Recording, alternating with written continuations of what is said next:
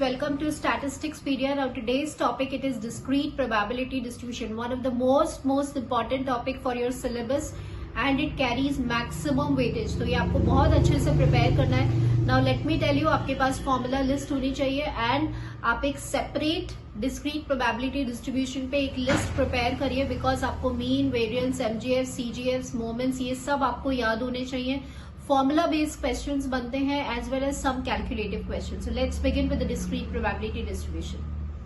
First of all we must know कि कौन कौन से डिस्ट्रीब्यूशंस आते हैं जैसे जो डिस्क्रीट नेचर के होते हैं. फर्स्ट वी हैव जैसे discrete uniform distribution, we have Bernoulli's distribution, binomial distribution, Poisson distribution, negative binomial distribution, geometric distribution and hypergeometric distribution. So we will discuss one by one. But distribution है आपका discrete, uniform distribution and rectangular distribution. देखिए uniform मतलब क्या होता है कि हर value पे, हर sample value पे आपकी प्रोबेबिलिटी जब कांस्टेंट होती है that is known as a uniform distribution. So discrete uniform distribution का पैरामीटर n होता है और उसकी हर पॉइंट पे जो प्रोबेबिलिटी होती है वो 1/n होती है. तो इसका मीन वेरिएंस आपको याद होना चाहिए, that is n+1/2 and variance it is n² - 1/2. Next हमारे पास है बर्नौलीज डिस्ट्रीब्यूशन. आपको पता है कि जो बर्नौलीज डिस्ट्रीब्यूशन होता है it is defined for the Bernoulli variant it will take two values, एक 0 लेगा एक 1 लेगा. अगर 1 है तो 1 मतलब आपका हैपनिंग ऑफ द इवेंट है तो उसकी जो प्रोबेबिलिटी ऑफ सक्सेस है वो P होती है एंड 0 मतलब non happening of an event तो उसका प्रोबेबिलिटी ऑफ फेलियर जो है वो Q होता है और that is equals to 1 - P. So Bernoulli's distribution में n इक्वल्स टू 1 होता है, नंबर ऑफ ट्रायल 1 होती है, ये बहुत इंपॉर्टेंट पॉइंट है. सेकेंडली आपको इसका PMF याद होना चाहिए, P की पावर x इंटू Q की पावर 1 - x. x यहाँ पे 0 और 1 दो वैल्यूज लेगा. आपको यहाँ पे मीन याद होना चाहिए that is equals to P. अगर हम वेरिएंस की बात करते हैं that is PQ and if you talk about MGF that is Q plus P e to the power of T. कई बार ऐसा होता है कि आपको ये मोमेंट जनरेटिंग फंक्शन क्वेश्चन में दिया जाता है और आपसे मीन और वेरिएंस फाइंड आउट किया जाता है तो आपको रिकॉग्नाइज करना होता है, आइडेंटिफाई करना होता है MGF को देखकर कि ये जो MGF है वो कौन से डिस्ट्रीब्यूशन का है. तो ध्यान रखिएगा MGF क्या होता है, Q plus P e to the power of T. That is the MGF for your Bernoulli's distribution. अगर हम यहाँ पे बात करें पैरामीटर की तो सिर्फ इसका एक ही पैरामीटर होता है दैट इज P. क्योंकि इसका पैरामीटर एक है इसलिए हम इसको बोलते हैं it is a uni parametric distribution. Next important is binomial distribution. आपको मैथमेटिकल और थ्योरेटिकल क्वेश्चन जरूर मिलेगा इस टॉपिक से तो आपको बिल्कुल वेल प्रिपेयर रहना है. सबसे पहले आपको ये पता होना चाहिए कि बाइनोमियल डिस्ट्रीब्यूशन किसने, जेम्स बर्नौली ने. और यहाँ पे इसके दो पैरामीटर्स होते हैं n और p. देखिए क्या होता है कि जब आप ये एक तरह का एक्सटेंशन है बर्नौलीज डिस्ट्रीब्यूशन का, जब आप n टाइम्स अपने एक्सपेरिमेंट को परफॉर्म करते हैं मतलब अगर आपकी नंबर ऑफ ट्रायल्स n है तो बर्नौलीज डिस्ट्रीब्यूशन क्या हो जाता है आपका बाइनोमियल डिस्ट्रीब्यूशन. इसीलिए इसका जो पैरामीटर है वो n, p होता है. क्योंकि यहाँ पे दो पैरामीटर्स हैं तो इसको हम बोलते हैं बाई पैरामीट्रिक डिस्ट्रीब्यूशन. समटाइम्स ऐसा होता है स्टूडेंट्स की क्वेश्चन में आपको ऑप्शंस दे दिया जाता है और आपसे बोलते हैं कि बताओ यहाँ पे बाई पैरामीट्रिक डिस्ट्रीब्यूशन कौन सा है. तो ये आपको पता होना चाहिए क्योंकि दो पैरामीटर्स है n, p. So therefore binomial distribution एक बाई पैरामीट्रिक डिस्ट्रीब्यूशन है. नेक्स्ट यहाँ पे नंबर ऑफ ट्रायल्स जो है वो n होंगी. n कैसी होनी चाहिए, फाइनाइट होनी चाहिए. तो कुछ बाइनोमियल डिस्ट्रीब्यूशन की कंडीशंस हैं उस पे भी आपके ऑब्जेक्टिव क्वेश्चंस फ्रेम होते हैं. जैसे नंबर ऑफ ट्रायल्स आपकी फाइनाइट होनी चाहिए और इंडिपेंडेंट होनी चाहिए, है ना. आपके हर ट्रायल में दो आउटकम्स आएंगे, एक तो सक्सेस आएगा और फेलियर आएगा. सेकेंडली आपका जो प्रोबेबिलिटी ऑफ सक्सेस है वो हर ट्रायल के लिए कांस्टेंट रहता है. तो ये तीन इंपॉर्टेंट कंडीशंस हैं बाइनोमियल डिस्ट्रीब्यूशन की. If you talk about the probability mass function तो NCX P to the power x Q to the power n - x होता है. x की वैल्यूज ध्यान रखिएगा 0 to n होती है, 0, 1, 2 अप टिल n. 0 और n जो है वो इंक्लूडेड होते हैं तो यहाँ पे भी जो है वो क्वेश्चन फ्रेम हो सकता है कि 0 और n इंक्लूड होते हैं या एक्सक्लूडेड होते हैं. So these are included. Next we talk about the certain characteristics of binomial distribution. बात करते हैं इसके मीन की जो आपको याद होना चाहिए. इस पे क्वेश्चंस बनते हैं. तो मीन ऑफ बाइनोमियल डिस्ट्रीब्यूशन होता है आपका NP, वेरिएंस होता है आपका NPQ, स्टैंडर्ड डेविएशन होता है रूट ऑफ NPQ. अब यहाँ पे एक बहुत इंपॉर्टेंट है जो आपको बिल्कुल याद रखना है कि what is the relation between mean and variance in binomial distribution. So mean it is always greater than variance. तो क्वेश्चंस के फॉर्म ऐसे आते हैं कि mean it is always greater than variance, तो आपको आइडेंटिफाई करना होता है कि वो कौन सा डिस्ट्रीब्यूशन है जिसमें मीन बड़ा होता है वेरियंस से, तो that is binomial distribution. Sometimes question ऐसे भी आ सकता है कि बताइए बाइनोमियल डिस्ट्रीब्यूशन में क्या रिलेशन होता है मीन और वेरियंस का, तो mean is always greater than variance. This is the most important point which you have to be remember. Secondly, अगर दो बाइनोमियल वेरिएट्स को हम ऐड कर रहे हैं तो क्या हमें बाइनोमियल वेरिएट मिलता है, तो ये आपको ध्यान रखना है कि आपको बाइनोमियल वेरिएट तभी मिलता है जब p, जो प्रोबेबिलिटी ऑफ सक्सेस है, वो आपकी कांस्टेंट रहती है। So if x follows binomial with n1 comma p and y follows binomial with n2 comma p, तो x प्लस y किसको फॉलो करता है, बाइनोमियल को with n1 plus n2 comma p, तो ये एडिटिव प्रॉपर्टी होल्ड तभी करेगी जब p जो है प्रोबेबिलिटी आपका कांस्टेंट रहेगा। ठीक है, एमजीएफ आपको याद होना चाहिए, that is q plus p e to the power of n। Characteristic function में t आयोटा t से रिप्लेस हो जाता है। देन फर्स्ट 4 मोमेंट्स आपको याद होने चाहिए, जैसे मीन np है, म्यू2 प्राइम, म्यू2 जो है आपके वेरियंस npq होता है, म्यू3 की वैल्यू आपको याद होनी चाहिए npq to q minus p, म्यू4 की वैल्यू आपको याद होनी चाहिए, that is npq 1 plus thrice of n minus 2 into pq। ऐसे ही आपको स्क्यूनेस एंड कर्टोसिस, अगर आपको ये फर्स्ट 4 मोमेंट्स याद होंगे तो इजीली आप बीटा 1 एंड बीटा 2 फाइंड कर सकते हैं। नाउ एक मोस्ट इंपॉर्टेंट पॉइंट है कि क्या बाइनोमियल डिस्ट्रीब्यूशन सिमेट्रिकल हो सकता है, तो बिल्कुल ध्यान रखिएगा कि बाइनोमियल डिस्ट्रीब्यूशन कब सिमेट्रिकल होता है, जब p और q की वैल्यू हाफ होती है। This is the most important point. Symmetrical मतलब बीटा 1 कब 0 होता है, जब p और q की वैल्यू हाफ होती है, तो बाइनोमियल डिस्ट्रीब्यूशन आपका सिमेट्रिकल हो जाता है। सपोज अगर आपको बाइनोमियल डिस्ट्रीब्यूशन का मोड फाइंड करना है, तो मोड क्या होता है, आपको सबसे पहले n प्लस 1 कॉमा p निकालना होगा। तो केस 1 इसमें ये होता है कि अगर n प्लस 1 p आपका इंटीजर आ रहा है, इंटीजर मतलब कोई नंबर 2, 3, 4 इस तरह से आ रहा है, तो फिर बाइनोमियल डिस्ट्रीब्यूशन के 2 मोड होते हैं, m कॉमा m माइनस 1, तो वो बाई मोडल होता है। अगर आपका n plus 1 comma p integer नहीं है, इंटीजर नहीं है मतलब फॉर एग्जाम्पल जैसे 3.23 आ रहा है, तो अब आप इसको ब्रेक कर सकते हैं इंटीजर पार्ट में और फ्रैक्शनल वैल्यू में, तो सिर्फ इंटीजर पार्ट जो है ना वो इसका आंसर होगा एज अ मोड।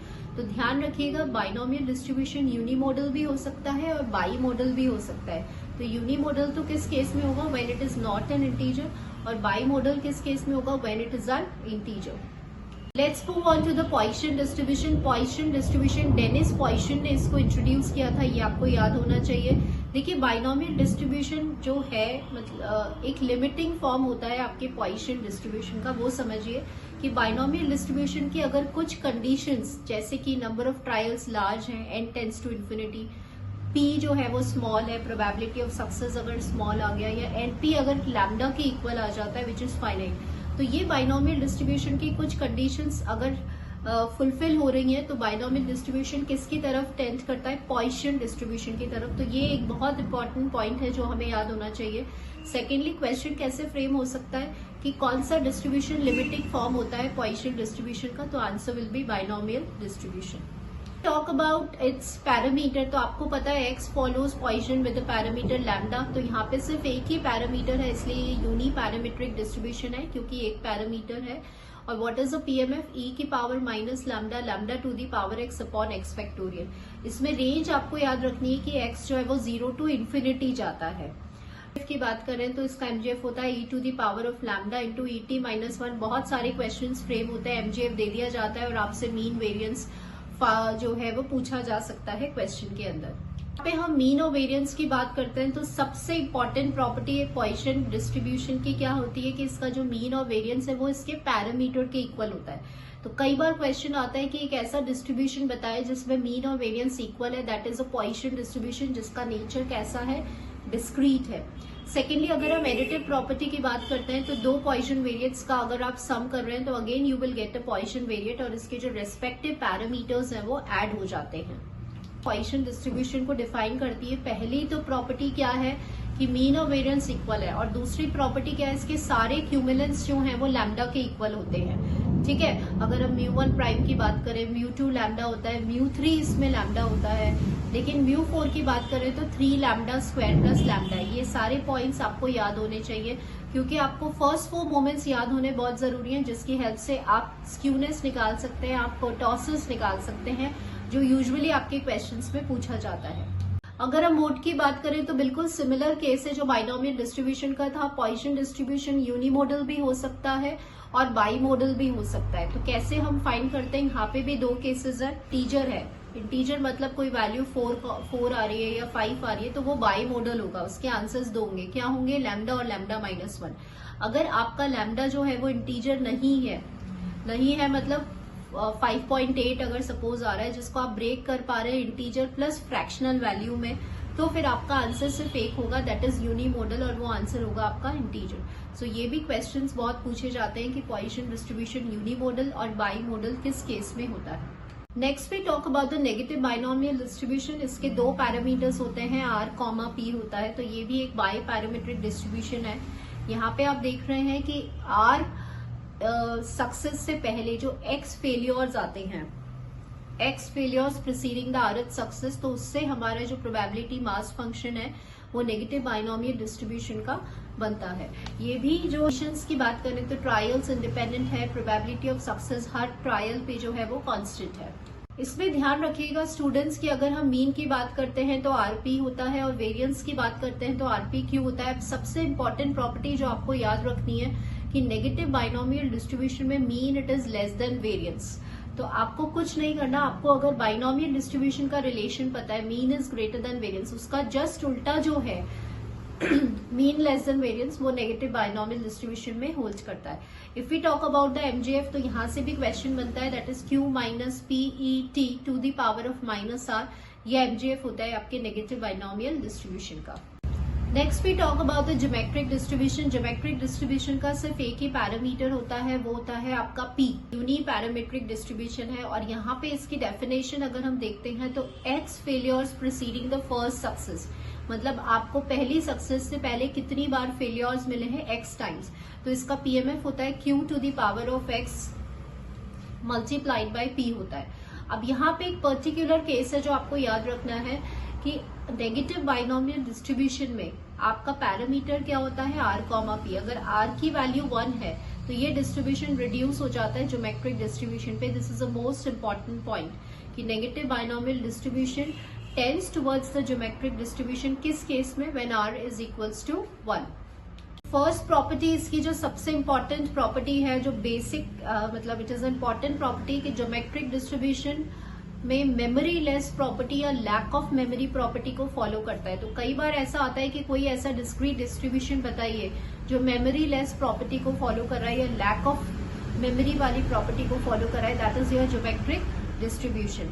सेकेंडली इसका आपको मीन याद होना चाहिए, that is Q by P. आपको वेरिएंस याद होना by P square. What is an MGF, that is P divided by 1 minus Q E to the power of T. ठीक है, ये बहुत इंपॉर्टेंट पॉइंट्स हैं आपकी geometric distribution. Next we talk about the hypogeometric distribution. देखिए जब भी आपकी पॉपुलेशन फाइनाइट है और आप सैम्पलिंग विदाउट रिप्लेसमेंट कर रहे हैं, तो this is the most important कि अगर सैम्पलिंग विदाउट रिप्लेसमेंट हो रही है तो वो कौन से डिस्ट्रीब्यूशन को फॉलो करता है, हाइपरज्योमेट्रिक डिस्ट्रीब्यूशन को। तो यहाँ पे कुछ कंडीशंस है विच सबसे इंपॉर्टेंट पॉइंट आपको याद रखना है कि बाइनोमियल डिस्ट्रीब्यूशन की एक कंडीशन थी कि हर ट्रायल में प्रोबेबिलिटी ऑफ सक्सेस कांस्टेंट है। हाइपरज्योमेट्रिक में हर ट्रायल में प्रोबेबिलिटी ऑफ सक्सेस कांस्टेंट नहीं होती है। तो ये इसकी कैरेक्टरिस्टिक प्रॉपर्टी है कि at each trial the probability of success it is not constant.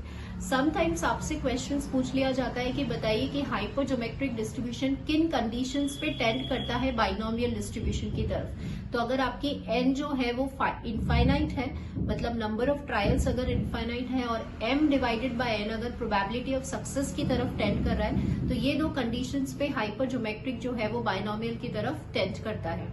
इसका आपको मीन याद होना चाहिए, that is N capital M divided by capital N, that is a mean. और हाइपरज्योमेट्रिक में ज्यादा कुछ नहीं होता है क्योंकि इसके क्वेश्चंस बहुत कम आते हैं। सो बस इसकी कुछ कंडीशंस जो मैंने आपको बताई हैं that you have to remember. So let's move on to the objective section, जहां पे मैं आपको बहुत सारी ट्रिक्स भी बताऊंगी और कैसे अपने कैलकुलेशन को इजी रखना है, और जो अभी हमने फॉर्मुलेज रिवाइज करे हैं उसका इम्प्लीमेंटेशन भी बताऊंगी। So let's start with objective section now. Which one? It is a uniparametric distribution. First is normal distribution, binomial, Poisson or hypergeometric distribution. So students, अभी क्या होता है कि यूनी पैरामीट्रिक मतलब होता है कि जिसमें आपके पास सिर्फ सिंगल पैरामीटर होता है, that is known as your uni parametric. So if we talk about a Poisson distribution, Poisson distribution में सिर्फ एक ही पैरामीटर होता है, that is lambda. So therefore it is known as a uni parametric distribution. बाकी जो सारे distribution है उनके दो दो पैरामीटर्स होते हैं. Suppose if we talk about a binomial, तो उसका पैरामीटर होता है आपका n कॉमा p. अगर आप नॉर्मल की बात करते हैं तो उसके पैरामीटर्स होते हैं म्यू कॉमा सिग्मा स्क्वायर. बिल्कुल ऐसे ही अगर आप हाइपर ज्योमेट्रिक की बात करते हैं तो m कॉमा n जो है that will B it's with a probability p. ये इसका पैरामीटर होता है. तो यूनी पैरामीट्रिक डिस्ट्रीब्यूशन आपका कौन सा होता है? That is only Poisson distribution. The trials in the binomial distribution be mutually exclusive, non-mutually exclusive, independent and non-independent. तो आपको पता है कि बाइनोमियल डिस्ट्रीब्यूशन की कुछ कंडीशंस होती हैं और उसमें से एक कंडीशन ये होती है कि जो इतने भी ट्रायल्स हैं वो कैसे होने चाहिए? इंडिपेंडेंट होने चाहिए. So answer for this question will be this. The distribution which is possessing the memoryless property is known as what? Gamma, Poisson, hypergeometric या geometric distribution. So अगर हम discrete distribution की बात कर रहे हैं तो discrete distribution में जो memoryless property possess करता है वो कौन सा distribution होता है? Geometric distribution होता है. So geometric distribution एक ऐसा distribution है जो memoryless property possess करता है. So answer for this question will be this. और ये कैसा है? ये एक discrete distribution है. Which of the following it is true for negative binomial distribution? तो अब आपको ये बहुत इंपॉर्टेंट है, ये आपको याद रखना है. नाउ यहाँ से आपके बहुत सारे क्वेश्चंस जो है वो फ्रेम होते हैं. अगर हम नेगेटिव बाइनोमियल डिस्ट्रीब्यूशन की बात करते हैं तो ऑलवेज रिमेंबर कि मीन जो होता है वो लेस होता है आपके वेरिएंस से. It is for negative binomial. अगर हम बाइनोमियल डिस्ट्रीब्यूशन की बात करते हैं तो जो मीन होता है वो ग्रेटर होता है वेरिएंस से. सो जस्ट रिमेंबर कि आप सिर्फ एक को याद कर लीजिए कि अगर मीन ग्रेटर देन वेरिएंस है तो वो कौन सा डिस्ट्रीब्यूशन होता है? बाइनोमियल डिस्ट्रीब्यूशन होता है. सपोज अगर हम पॉइसन डिस्ट्रीब्यूशन की बात करते हैं तो मीन और वेरिएंस जो होता है वो आपका हमेशा इक्वल होता है. इसका जस्ट इनवर्स अगर हम लेते हैं तो वो हो जाता है आपका negative binomial distribution. So just remember these two और इसी की हेल्प से आपको ये भी याद हो जाएगा. ठीक है, तो ये बहुत सारे क्वेश्चंस इस पर फ्रेम होते हैं तो ये आपको याद रखना है. जैसे वन ऑफ द क्वेश्चन यहाँ पर दिया हुआ है कि which one is true for the negative binomial. So mean it is less than variance. कई बार ऐसे क्वेश्चन आ जाता है कि अगर मीन लेस देन वेरिएंस है तो बताओ कैसा डिस्ट्रीब्यूशन होगा. तो वो डिस्ट्रीब्यूशन का नेचर कैसा होगा? Negative binomial. The coefficient of the kurtosis of the Poisson distribution with the mean m be what? So जब हम Poisson distribution की बात करते हैं तो उसमें जो μ4 की वैल्यू होती है वो होती है 3 लैम्डा स्क्वायर प्लस लैम्डा. ये आपको याद करना होगा. इसमें आपको सारे μ3, μ4, μ2 की वैल्यूज याद होनी चाहिए. सो μ4 की वैल्यू ये है और अभी आपको कर्टोसिस निकालना है तो दैट इज μ4 अपॉन μ2 का square. And what is the variance? Variance will be your lambda. Poisson distribution एक ऐसा डिस्ट्रीब्यूशन है जिसका मीन और वेरिएंस उसके पैरामीटर के इक्वल होता है. सो μ2 का स्क्वायर, सो ये आपके पास आ जाएगा दिस. सो ऑलवेज रिमेंबर कि जो कर्टोसिस है दैट इज 3 + 1 बाय लैम्डा. ये आपका कोएफिशिएंट ऑफ कर्टोसिस हो गया. तो इसमें आपको ये लर्न नहीं करना, आपको सिर्फ ये याद करना है कि जो सेंट्रल मोमेंट्स है जैसे वेरिएंस क्या होता है, μ3 क्या होता है. μ3 is also equals to lambda for Poisson distribution and μ4 is equals to 3 lambda square plus lambda. The moment generating function for the geometric distribution with the parameter lambda with the parameter p be what? तो यहाँ पे हमें ये सारे बहुत याद होने चाहिए. मतलब इट शुड बी लाइक आपके टिप्स पे होने चाहिए कि MGF क्या होता है या इसकी मीन क्या होता है, आपके ज्योमेट्रिक डिस्ट्रीब्यूशन का वेरिएंस क्या होता है, उनके बीच में क्या रिलेशन होता है. तो ये सब आपको बहुत अच्छे से याद होने चाहिए क्योंकि इस पे फॉर्मूला बेस्ड क्वेश्चंस जो हैं वो बनते हैं आपके ज्यादा फ्रॉम दिस चैप्टर. तो अगर हम MGF की बात करें ज्योमेट्रिक डिस्ट्रीब्यूशन की तो वो होता है P divided by 1 - q e to the power of g, तो इसमें आप फॉर्मूले से कंफ्यूज नहीं होना, क्योंकि आपको फॉर्मूला बिल्कुल याद होना चाहिए और सीधे आप उस फॉर्मूले पे मार्क करेंगे. If x it is a binomial variate with the parameters 15 and 1/3, then the value for the mode be what? So यहाँ पे x जो है वो बाइनोमियल को फॉलो कर रहा है विद n, p. तो यहाँ से हमें जब भी मोड निकालना होता है तो आपको n+1 into P find out करना है. सो n+1 इंटू पी कितना होता है आपका 16/3. And once you will solve this, तो ये आपके पास ये आ जाएगा. तो ये जो फॉर्म है ये आपके पास m+f का फॉर्म है. तो हमेशा याद रखिए कि जब भी आपको मोड फाइंड करना है तो आप पहले ये निकालेंगे, और डिपेंड करता है कि वो किस में आ रहा है, इंटीजर वैल्यूज में आ रहा है या फ्रैक्शनल वैल्यूज आ रहा है. तो यहाँ आप देख रहे हैं कि जो आपका आंसर है it is not an integer, क्योंकि आप इसको ब्रेक कर पा रहे हैं इंटीजर प्लस फ्रैक्शनल वैल्यू में. तो जब भी ऐसा केस होता है तो मोड की वैल्यू किसके इक्वल होती है, इंटीजर के इक्वल होती है. तो यहाँ पे इंटीजर क्या है आपका 5 है. ठीक है, तो ये बिल्कुल ध्यान रखना है. तो ये होता है यूनिमोडल. क्वेश्चन ऐसे भी बन सकता है कि अगर आपके पास ये है तो बताओ ये यूनिमोडल है कि बाई मॉडल है. तो यहाँ पे सिर्फ एक मोड है, तो this is यूनिमोडल. So answer will B 5 for this question. If x and y be the independent binomial variates with the parameter this and this, then what is the value for this?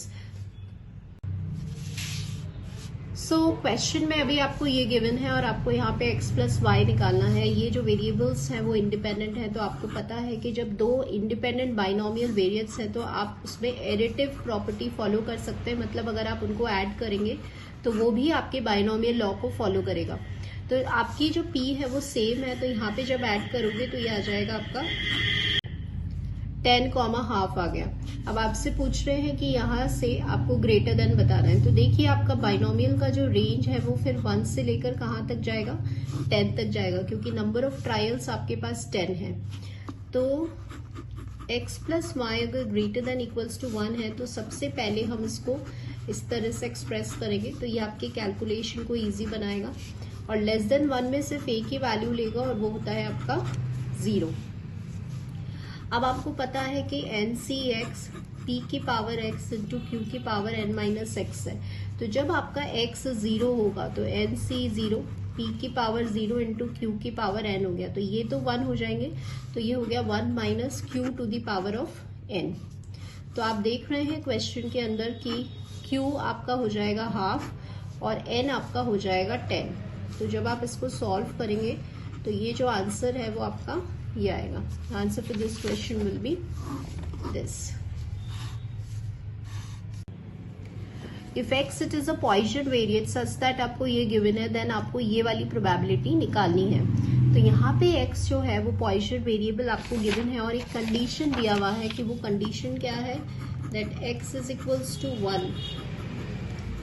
ये condition आपको given है. सो आपको ये बात पता है कि जब भी पॉइसन होता है तो e की power minus lambda to the power x upon x factorial Poisson का प्रोबेबिलिटी मास फंक्शन होता है. तो यहाँ पे हम लिखते हैं e की पावर माइनस लैम्डा की पावर x की वैल्यू 1 है. यहाँ पर e की पावर माइनस लैम्डा की power x upon x factorial. तो आपका इससे ये कैंसिल हो गया, इससे ये कैंसिल हो गया और लैम्डा आपके पास 2 आ गया. नाउ वंस जब लैम्डा आपके पास 2 आ गया तो अब आपको प्रोबेबिलिटी निकालनी है. ठीक है, तो e की पावर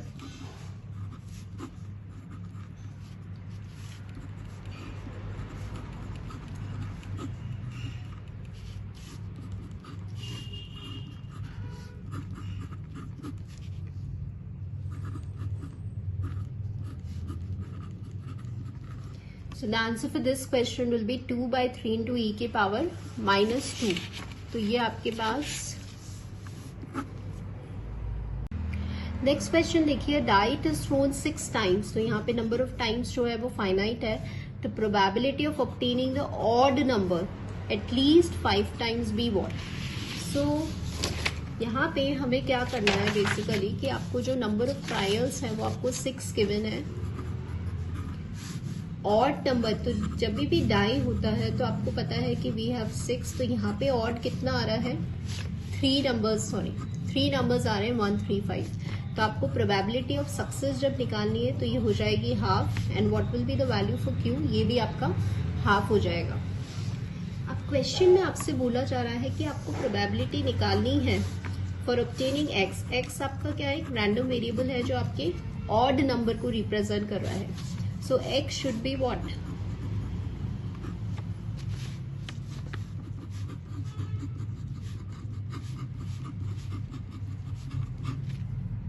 सो यहाँ पे जब आपसे पूछा जा रहा है एटलीस्ट 5, एटलीस्ट मतलब 5 और 5 से ग्रेटर, तो याद रखना है कि यहाँ पे इक्वल साइन जो है वो भी होल्ड करेगा।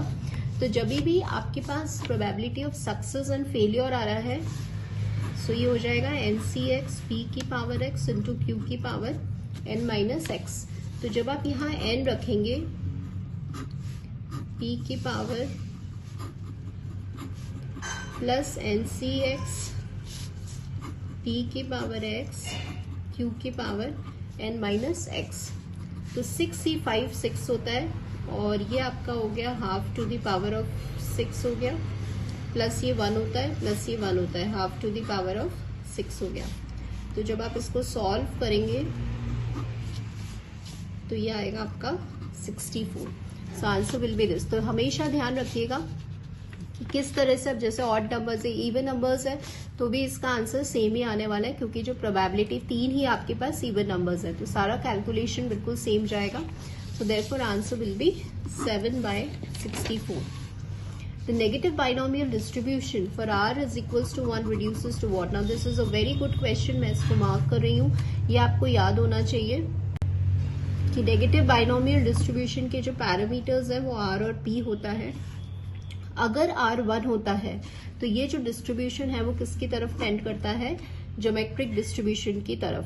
समटाइम्स ऐसा होता है कि आपके जो क्वेश्चंस है वो ऐसे भी आ जाता है कि ज्योमेट्रिक डिस्ट्रीब्यूशन किस कंडीशन पे नेगेटिव बाइनोमियल डिस्ट्रीब्यूशन की तरफ टेंड करता है, तो वो कंडीशन क्या होती है आपकी, r will be equals to 1। Next question देखिए, the hypergeometric distribution reduces to binomial distribution when this. Now ये कंडीशंस आपको बिल्कुल याद होना चाहिए कि आपको ऑप्शंस में देखने की जरूरत ना पड़े। तो हाइपरज्योमेट्रिक डिस्ट्रीब्यूशन बाइनोमियल की तरफ कब टेंड करता है, जब आपका n बहुत लार्ज होता है और m बाय n जो है वो प्रोबेबिलिटी की तरफ टेंड करता है। सो यहाँ पे हम देख रहे हैं कि when it reduces to binomial distribution when m by n it tend towards p and n it is very large, so answer will be B. If x and y be the Poisson variates such that this and the probability of x plus y be what? तो यहाँ पे आप देख रहे हैं कि अगर आपके पास x और y दो इंडिपेंडेंट पॉइसन वेरिएट्स है, तो आपको पता है कि x प्लस वाई किसको फॉलो करेगा, एडिटिव रूल यहाँ पे फॉलो हो जाएगा। मतलब अगर दो पॉइसन वेरिएट्स को ऐड करेंगे तो you will get the same Poisson variate. तो जब आप ऐड करोगे तो इनके जो रिस्पेक्टिव पैरामीटर्स है वो ऐड हो जाएंगे, and that will be equals to 3। अब क्वेश्चन में आपसे ये पूछा जा रहा है कि x plus Y, so when x plus y follows Poisson and when it is less than 3, ठीक है, तो आपको क्या करना है, लेस देन 3 में क्या क्या वैल्यूज हो जाएंगी, एक तो आपकी 0 हो जाएगी, एक आपकी 1 हो जाएगी और एक आपकी 2 हो जाएगी। तो यहाँ जब हम फॉर्मूला लगाते हैं, पॉइसन का जो पीएमएफ होता है वो आपका होता है ये। अब यहाँ पे जब आप x की जगह 0 डालेंगे तो ये आएगा e की पावर माइनस लैम्डा, और यहाँ पे lambda square by 2 factorial. Now what is the value for lambda, तो आपको पता है कि लैम्डा की वैल्यू आपकी 3 है, तो जब आप 3 सब्सटीट्यूट करेंगे तो ये आ जाएगा आपका 9/2। So on solving this will be 17/2 e की पावर माइनस 3। तो दैट इज 17/2 e की power minus 3 will be the answer. तो ये हो जाएगा आपका 8.5 टू द e की power minus 3। So next question है the binomial distribution that tends to the Poisson distribution for which condition? So students you have to remember this because distribution है उसके आपके दो पैरामीटर्स होते हैं, एक होता है n और एक होता है p। तो जब आपकी नंबर ऑफ ट्रायल्स लार्ज है, जिसे हम कहते हैं टेंडिंग टुवर्ड्स इंफिनिटी, एंड अगर आपकी प्रोबेबिलिटी ऑफ सक्सेस स्मॉल है that is equals to tending towards 0, और जो मीन है अगर वो लैम्डा के इक्वल है और वो वैल्यू हमेशा कैसी होनी चाहिए, फाइनाइट होनी चाहिए। अगर ये तीन कंडीशंस आपकी सेटिस्फाई हो जाती हैं तो बाइनोमियल डिस्ट्रीब्यूशन किसकी तरफ टेंड करता है, पॉइसन डिस्ट्रीब्यूशन की तरफ। So what you have to remember is, question है कि binomial distribution tends towards Poisson distribution. तो ये कब होगा, जब n लार्ज होगा, प्रोबेबिलिटी स्मॉल होगी और np किसी लैम्डा या म्यू के इक्वल होगा और वो कैसा होना चाहिए, फाइनाइट होना चाहिए। So answer for this question will be this. So if a distribution has a moment generating function this, then the distribution be what? So अब आपको सारे जो MGFs है वो आपको लर्न करने पड़ेंगे। तो ये MGF देखकर आपको आइडेंटिफाई करना है कि ये MGF कौन से डिस्ट्रीब्यूशन का है। सो लेट्स रिकॉल कि अगर हम बाइनोमियल डिस्ट्रीब्यूशन बोल रहे हैं तो उसका जो MGF होता है वो आपका ये होता है Q plus P E t की पावर n। अगर हम पॉइसन डिस्ट्रीब्यूशन बोलेंगे तो E की पावर लैम्डा ET माइनस 1 जो होता है वो उसका MGF होता है। और अगर आप नेगेटिव बाइनोमियल की बोलेंगे तो Q माइनस E t की पावर माइनस R जो होता है वो नेगेटिव बाइनोमियल का MGF होता है। तो जब आप अपने क्वेश्चन में देख रहे हैं तो उसका क्वेश्चन का फॉर्म जो है वो आपके पास ये है। So once you will compare this and this, तो ये किसका, ये आपको तभी पता चलेगा जब आपको ये सारे MGF सारे डिस्ट्रीब्यूशंस के याद होंगे। तो इजीली आप आइडेंटिफाई कर पा रहे हैं कि ये जो है वो किसका MGF है, नेगेटिव बाइनोमियल डिस्ट्रीब्यूशन का। So answer for this question will be this. A variable x with the MGF this is distributed with the mean and variances. So अभी मैंने आपको बताया कि ये आपको तभी समझ में आएगा जब आपको MGF सारे डिस्ट्रीब्यूशंस के याद होंगे। तो जब हम इसके MGF को देख रहे हैं तो यहाँ पे आपका MGF दे रखा है 2/3 e to the power of t/3, ये आपको दे रखा है। तो once you will compare this and this, तो ये MGF जो है वो इससे रिलेट हो रहा है और ये किसका MGF हो गया, आपके बाइनोमियल डिस्ट्रीब्यूशन का। तो बाइनोमियल डिस्ट्रीब्यूशन का जो मीन है वो तो होता है आपका NP और बाइनोमियल डिस्ट्रीब्यूशन का जो वेरिएंस है वो होता है आपका NPQ। तो जब आप इसको और इसको कंपेयर कर रहे हैं तो यहाँ पे आप देख रहे हैं N 1 है, P की वैल्यू जो है वो 1/3 हो गई और Q की वैल्यू जो है वो 2/3 हो गई, ये Q हो गया, ठीक है। तो मीन जब NP रखेंगे तो ये आपका आ जाएगा 1/3 और यहाँ पे जब आप ये रखेंगे तो ये आ जाएगा आपका 2/3। तो mean is 1/3 and variance it is 2/n। So answer for this question will be this. The coefficient of variation of a Poisson distribution with the parameter lambda be what? तो सबसे पहले हमें ये पता होना चाहिए कि कोएफिशिएंट ऑफ वेरिएशन क्या होता है। तो कोएफिशिएंट ऑफ वेरिएंस होता है सिग्मा अपॉन एक्स बार, मतलब स्टैंडर्ड डेविएशन अपॉन मीन होता है। तो x अगर पॉइसन को फॉलो कर रहा है तो जो मीन और वेरिएंस है that will be equals to lambda. So जब आप स्टैंडर्ड डेविएशन रखेंगे तो ये रूट ऑफ लैम्डा हो जाएगा, मीन आपका ये हो जाएगा, तो कोएफिशिएंट ऑफ वेरिएशन आएगा 1/रूट lambda. So answer will be this. If x it is a Poisson variant with probability x equals to 0, it is 0.6, then what is the value for the variance? So अभी हम इसमें question देखते हैं कि आपको क्या गिवन है। देखिए क्वेश्चन में आपको क्या गिवन है, ये जो वैल्यू है ये आपकी हो गई 0.6 और आपसे पूछा जा रहा है वेरिएंस। सो पॉइसन डिस्ट्रीब्यूशन का जो मीन और वेरिएंस होता है that will be equals to lambda होता है। तो यहाँ जब आपके पास e की पावर माइनस लैम्डा, लैम्डा की power x upon X factorial है, तो यहाँ पे x आपका 0 है। तो once you will put the value तो ये आएगा e की power minus lambda is equals to 0.6। Variance निकालने के लिए बेसिकली आपको लैम्डा की वैल्यू चाहिए। तो जब आप दोनों साइड लॉग लेंगे तो आपके पास ये आ जाएगा, लॉग ई की वैल्यू 1 होती है तो minus lambda will be equals to log into 6/10 लिख दिया। Now using the property of log, इस माइनस साइन को जब आप लॉग पे अप्लाई करेंगे तो ये हो जाएगा और वंस यू विल सॉल्व तो ये हो जाएगा आपका log 5/3। याद रखिएगा ये जो होता है वो नेचुरल लॉग होता है, मतलब इसका जो बेस होता है वो e होता है। तो लैम्डा की वैल्यू आ गई log into 5/3। So answer for this question will be this. So this is all for today students. आज हमने ये डिस्क्रीट प्रोबेबिलिटी डिस्ट्रीब्यूशन डिस्कस किया है।